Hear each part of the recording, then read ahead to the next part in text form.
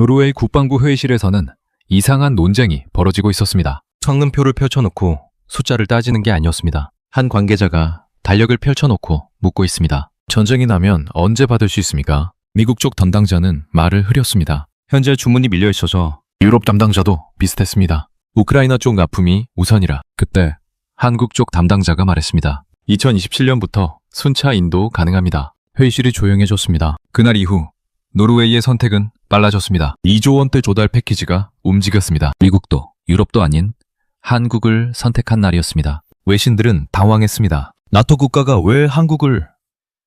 하지만 노르웨이는 조용했습니다. 설명할 필요가 없었던 겁니다. 이 선택이 놀라운 이유는 간단합니다. 무기를 산 게 아니라 시간을 산 거였기 때문입니다. 전쟁은 예고 없이 옵니다. 그런데 계약은 계약서에 서명하는 순간이 아니라 실제로 물건이 도착하는 날이 진짜 계약 완료일입니다. 노르웨이가 본 건 바로 그 지점이었습니다. 이건 방산 시장에서 완전히 새로운 기준이 등장했다는 신호였습니다. NRK 보도로 의회 다수 승인 절차가 정리된 직후 미국 국방부는 안팎이 술렁했습니다. 이 말은 이제 전쟁은 먼 나라 이야기가 아니라는 걸 모두가 인정하기 시작했다는 뜻입니다. 배경부터 살펴보겠습니다. 노르웨이의 위치는 북극 바로 옆입니다. 러시아와 국경을 마주하고 있습니다. 예전엔 이게 큰 문제가 아니었습니다. 냉전이 끝났고 나토가 있으니까요. 그런데 2022년 2월 우크라이나 전쟁이 터졌습니다. 그때부터 계산이 바뀌기 시작했습니다. 노르웨이가 본 건 이겁니다. 전쟁이 터지면서 미국 무기가 가장 먼저 간 곳은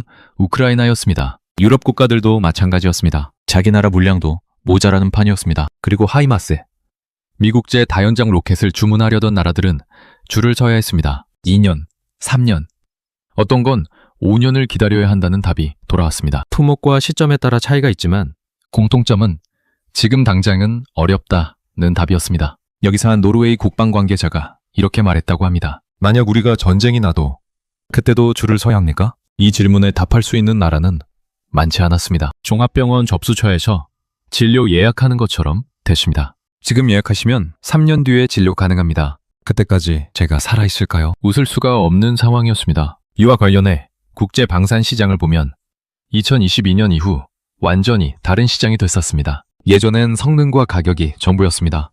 이제는 언제 받느냐가 계약서 첫 줄에 들어갑니다. 실제로 폴란드는 한국에서 K2 전차를 주문하면서 빠른 인도를 첫 번째 조건으로 제시했습니다. 루마니아도 비슷했고 체코도 마찬가지였습니다. 이 과정에서 드러난 게 있습니다. 미국과 유럽의 방산 시스템은 주문 생산 방식이었습니다. 주문이 들어오면 그때부터 만들기 시작합니다. 평화의 시대엔 문제가 없었습니다. 하지만 전쟁이 터지면 모든 주문이 한꺼번에 밀려듭니다. 공장은 하나인데 주문은 10개가 넘습니다. 당연히 늦어질 수밖에 없습니다. 여기서 한국의 시스템이 눈에 들어오기 시작한 거예요. 한국은 휴전국입니다. 아직 전쟁이 끝나지 않은 나라입니다. 그래서 방산 공장이 평시에도 돌아갑니다. 일부 핵심 품목은 평시에도 생산 라인이 유지됩니다. 수출 주문이 들어오면 재고에서 빼서 보내고 그만큼 다시 채웁니다. 이게 바로 대량 생산 체제의 장점입니다. 노르웨이가 계산한 건 이겁니다. 한국에 주문하면 2027년부터 받을 수 있다. 미국이나 유럽에서 주문하면 몇 년 단위의 차이가 난다 였습니다. 그 사이에 전쟁이 나면 그때는 이미 늦습니다. 쉽게 말하면 보험 들듯이 무기를 사는 시대가 된 겁니다. 노르웨이 국방부가 한국의 천무 시스템을 선택했다는 발표를 한 직후 현지에서 가장 먼저 나온 질문은 이런 쪽이었습니다. 왜 하이마스가 아니라 천무인가? 브랜드가 아니라 납기와 조달 조건을 본다는 뜻이었습니다. 여기까지 들으시느라 고생하셨습니다. 이제부터가 핵심인데요. 계속 함께 가주시면 좋겠습니다. 하이마스는 검증된 시스템입니다. 미국이 만들었고 실전에서 수십 년 동안 써왔습니다. 성능도 좋습니다. 그럼 왜 고르지 않았을까요? 답은 간단했습니다. 받을 수 있는 날짜를 보장할 수 없었기 때문입니다. 여기서 천무가 어떤 시스템인지 잠깐 보겠습니다. 천무는 방공, 즉 미사일을 요격하는 무기가 아니라 먼 거리 표적을 정밀하게 때리는 다연장 로켓과 정밀 타격 체계입니다. 쉽게 말하면 우리가 맞을 걸 막는 게 아니라 맞기 전에 상대방 중요 시설을 먼저 때리는 무기입니다. 노르웨이가 본 핵심은 한 번 사용하면 끝이 아니라 컨테이너형 발사포드로 탄종을 바꿔 임무를 바꾸는 운용 유연성이었습니다. 짧은 거리 목표물엔 짧은 로켓을, 먼 거리 목표물엔 긴 미사일을 바꿔끼 끼울 수 있습니다. 마치 프린터 잉크 카트리지 바꾸듯이 임무에 따라 탄종을 바꾸는 겁니다. 여기까지 들으셨으면 이제부터는 질서 변화의 본질로 들어갑니다. 그리고 더 현실적인 포인트가 하나 있습니다. 지금 유럽은 성능보다 전력화 시점을 먼저 봅니다. 이 질문 앞에서는 설명이 길 필요가 없습니다. 이 과정에서 또 하나가 드러났습니다. 서로 다른 제조사 장비를 통합하는 과정에서 제약이 생길 수 있습니다. 하지만 한국 무기는 나토 시스템과도 연동되고 미국 시스템과도 연동됩니다. 기술적으로 호환성을 높여놨기 때문입니다. 노르웨이 입장에선 기존에 쓰던 장비를 다 버릴 필요가 없다는 얘기입니다. 실제로 폴란드가 K9 자주포를 도입할 때도 비슷한 이야기가 나왔습니다. 폴란드는 이미 미국제 장비를 많이 쓰고 있었습니다. 그런데 한국제 장비가 들어와도 기존 시스템과 충돌이 없었습니다. 오히려 함께 작동했습니다. 이게 바로 끼워 팔기가 아니라 끼워 쓰기 방식입니다. 핸드폰 충전기 살 때 생각해보세요. 요즘은 USB 잭 하나면 다 됩니다. 예전엔 아이폰은 아이폰 충전기, 삼성은 삼성 충전기 따로 사야 했죠. 무기도 이제 그렇게 바뀌고 있습니다. 표준화된 거죠.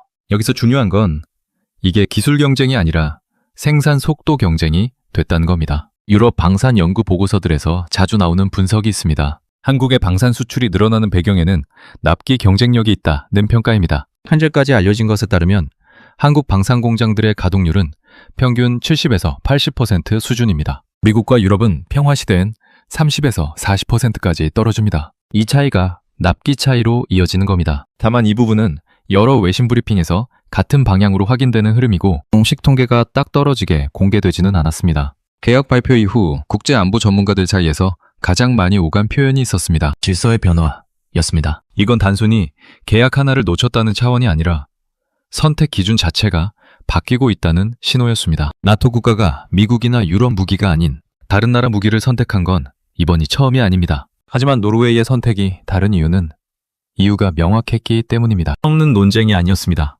가격 협상도 아니었습니다. 오직 언제 받느냐만 따진 선택이었습니다. 이 사건의 충격은 계약 하나가 아니라 질문이 바뀌었다는 것입니다. 성능이 어떠냐가 아니라 전쟁이 나면 언제 도착하냐. 유럽 조달 환경이 그렇게 바뀌고 있다는 분석은 여러 연구와 평가에서도 반복됩니다. 이 과정에서 한 가지 재미있는 현상이 나타났습니다. 일부 국제 논평에선 동맹 질서에 대한 도전이라는 표현까지 나왔습니다. 하지만 노르웨이 국방장관의 답변은 차분했습니다. 우리는 나토 동맹을 유지하면서도 우리 국민을 가장 빠르게 지킬 방법을 선택했을 뿐입니다. 편의점에서 물건 살 때 생각해보세요. 같은 라면인데 한 곳은 2주 뒤 입고 예정이고 다른 곳은 지금 바로 가져가세요. 라면 어디서 사시겠어요? 급할 때는 브랜드보다 지금 있는 게 답입니다. 여기서 중요한 변화를 보겠습니다. 예전엔 무기를 살 때 이렇게 물었습니다. 성능이 좋습니까? 이제는 이렇게 묻습니다. 전쟁 나면 누가 가장 먼저 도착합니까? 질문이 바뀌면 답도 바뀝니다. 한국은 이 질문에 가장 빠르게 답할 수 있는 나라였습니다. 이와 관련해서 한 가지 더 보겠습니다. 노르웨이의 선택이 다른 나라들에게 어떤 영향을 줬는지입니다. 핀란드가 움직이기 시작했습니다. 스웨덴도 한국 무기를 검토 중이라는 보도가 나왔고 네덜란드도 관심을 보이고 있습니다. 이 나라들의 공통점이 뭔가요? 전부 러시아와 가깝거나 러시아의 위협을 직접 느끼는 나라들입니다. 이 나라들이 계산하는 건 동일합니다. 전쟁이 나면 누가 가장 먼저 도와줄까?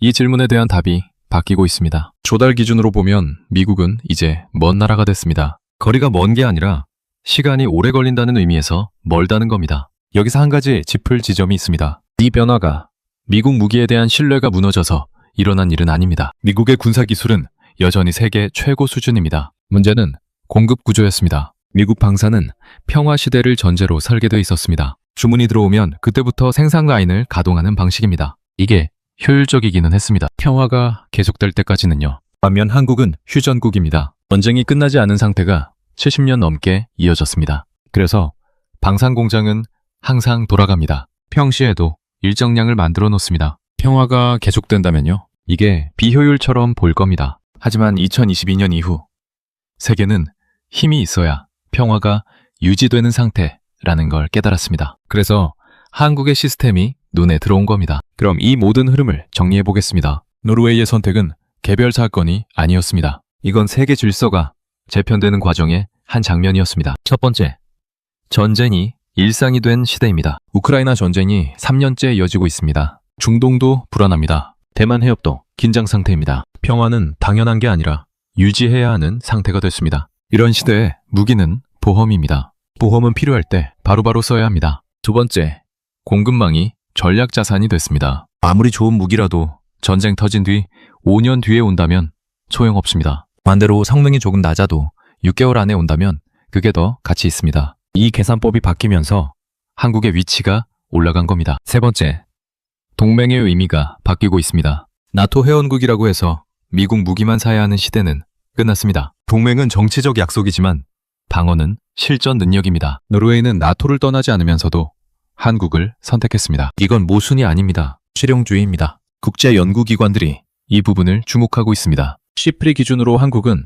2020년에서 2024년 기간에 세계 10위권 주요 무기 수출국으로 올라섰고 특히 유러피안 비중이 크게 늘었습니다. 이 변화의 배경으로 자주 거론된 생산과 인도 속도입니다. 여기서 한 가지 짚고 넘어갈 게 있습니다. 이게 한국의 기술력이 갑자기 좋아져서 일어난 일은 아닙니다. 한국 무기의 성능은 10년 전에도 괜찮았습니다. 달라진 건 세계가 요구하는 기준이었습니다. 전에는 가장 좋은 것을 원했다면 이제는 가장 빠른 것을 원합니다. 한국은 그 기준에 맞춰져 있었던 겁니다. 이 흐름은 되돌릴 수 없습니다. 한번 빠른 걸 경험한 나라는 다시 느린 곳으로 안 갑니다. 노르웨이가 2027년부터 천무를 받아서 실전 배치하면 다른 나라들도 지켜볼 겁니다. 한국 시스템이 실제로 저렇게 작동하는구나. 그 순간 다음 주문이 들어옵니다. 이게 바로 선순환 구조입니다. 결국 이 이야기의 핵심은 이겁니다. 한국이 특별히 잘나서가 아니라 한국은 항상 준비된 상태였고 세계가 이제야 그걸 필요로 하기 시작했다는 겁니다. 노르웨이의 선택은